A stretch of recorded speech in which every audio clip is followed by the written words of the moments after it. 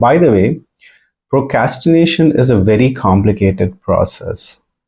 Uh, in general, what is the definition of procrastination? Procrastination is like you have one task which is very important. It has good impact on you. It'll help you reach to your goal. And even when you know that and the time is ticking, even when you don't know that, you pick up the other task and you put this task on the shelf and do some different task. And this task might be good for you, make you feel good, make you feel excited. It may be important as well, but not as important as this could be. Okay.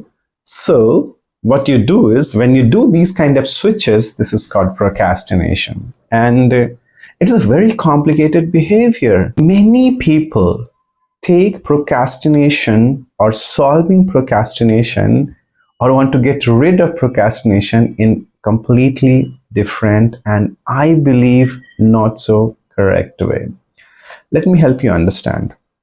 So I was reading this about Paulo Coelho, who has written the book Alchemist. Okay, Paulo Coelho was saying that, you know what, I procrastinate. If I would not have procrastinated, I would have gotten some of the work done really well, and I could not do it yet. So do I procrastinate? I am a big procrastinator. And I was thinking, oh my God, Paulo Coelho is procrastinator. How is that even possible? He has written crazy books that no one can even imagine. And then I ventured into another great author and psychologist, Robert Greene. I was watching his video and he has written books like 48 Laws of Power and Laws of Seduction. All of these most famous books he has written. And he says that he procrastinate, but he does a procrastination in a positive way. Now there is a concept of positive procrastination. What that means, I had no idea. But how did he explain is that if I'm procrastinating to do one thing, but I am kind of engaged in other thing which will help me, I believe this procrastination works for me. So he has his own way to solve his procrastination.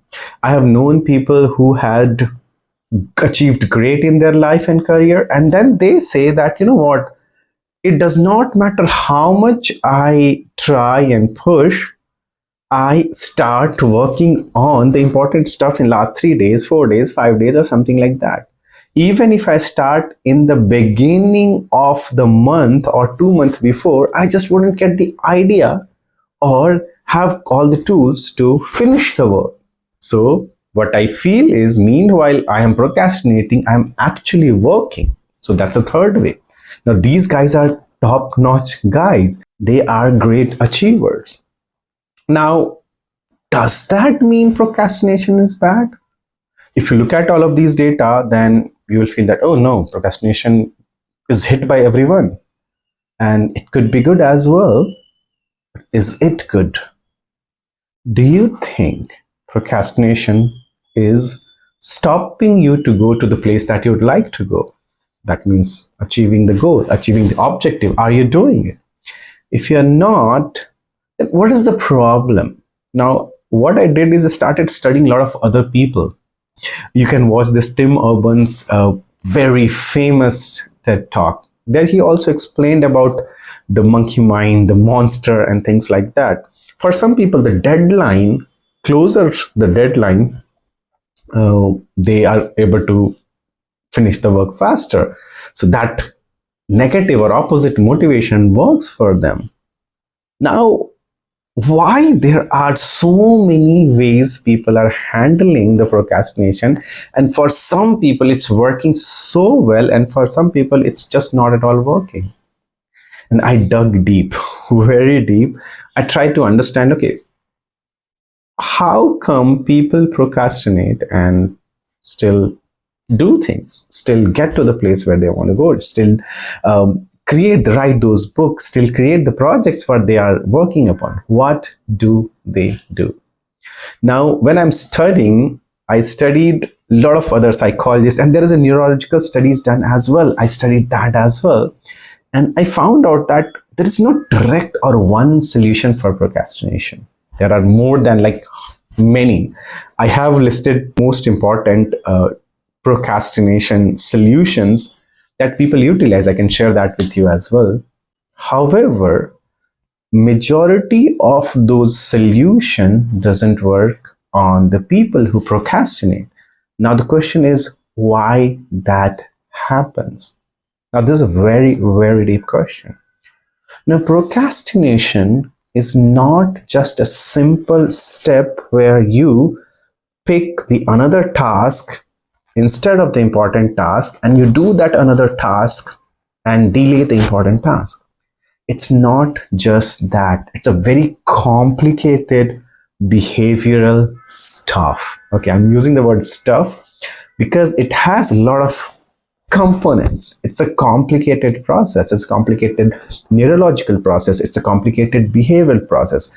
And that is why there is no very exact format that procrastination, like solution that you're trying to apply, may work.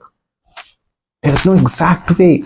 So what I'm saying in a pretty simple word, if one person has procrastination and one solution worked on them, because it worked on their certain set of neurological or physical behavior which is leading to that procrastination, does that mean the second person who is having procrastination will be able to use the same solution and work on it and they may get the solution? Maybe, and most of the time maybe not. And when I was studying, I found out that many people have lots of ways, like a lot of tools given. So for example, chunk the work in small pieces, and then you may be able to solve your procrastination. Time constraint, put that constraint of time, and then probably you will be able to do the task. Appreciate yourself and doing small tasks, have a small wins. Some people talk about time management. So time management, if you manage your time well, it will work. Eisenhower matrix. Okay, if you are using Eisenhower matrix, there are highly likely chances that you will be able to bucket all your work and then pick one. There might be a scenario that you feel bored, you really don't like the work, and then you delegate, and then the work gets done. Now, all of these and many more solutions exist. But my question is, how many of have you tried, and whatever you have tried, did it work? In my experience, many of the people I coach and they come to me for this specific problem, specifically the guys who are in the position, like professional and executive position, and the position where they're responsible for a lot of work as well as people, they come to me and say that, hey Anand, can you help me with the procrastination problem? Now, when you study these people, you find out that the procrastination is not the one thing. I was telling, and I'm repeating the same sentence again, it's a combination of lots of other behavior, like hanging behavior around that, which creates the procrastination. Now, this is a specific set of behavior for some person. Now, when you try to apply solution for procrastination, that solution may not align with rest of the hanging problems. I'll give you one very simple example. Let's say there is an important task you have to do, but you really don't like that task. You are really bored. It's a pretty boring task. Then it does not matter if you do time chunking, Eisenhower matrix, time management, you just wouldn't do it. So all the solution that can be utilized for procrastination may not work for you. It's possible. And then time passes. For example, taxation. I've known a lot of people who file tax even after the end date and they pay fine and things like that. Why that happens? So in this case, there is a procrastination solution, but if the underlying solution is not realized, the underlying problem or underlying behavior is not found, solution for procrastination cannot or may not optimize. That's the thing. Now, this second level behavior I'm talking about, are you aware of those second level behavior? Think about the moment when you procrastinate. Apart from procrastination, what happens to the second level behavior. And when I study a little bit more set of people, because a lot of people come to me for coaching, I actually found out there are not just the second level behavior, but there is the third level intuition or intent as well. It goes very deep. If you don't handle the third level, the second level situations, the first level solution may not work. And this is one of the reason even the solution and hundreds of solutions for procrastination exist. It's very, very hard for people to get rid of it. How to get rid of it in your case? What first suggestion I could give you, or first idea I could give you, is this: go try as many solutions as you have in the list. If you try the many solutions, and even if you not able to work on the procrastination piece, there is a very, very high chances that your level 2 and level 3 problems are not getting satisfied. Now you need to know level 2 and level 3 level behaviors, challenges. And for that, I believe you need to connect with the right consultant, right set of people who can find that for you. We can certainly help you. But one thing which I certainly want you to do is first try the solution available. I'm going to send you the list of solutions. Just look at whatever you have tried.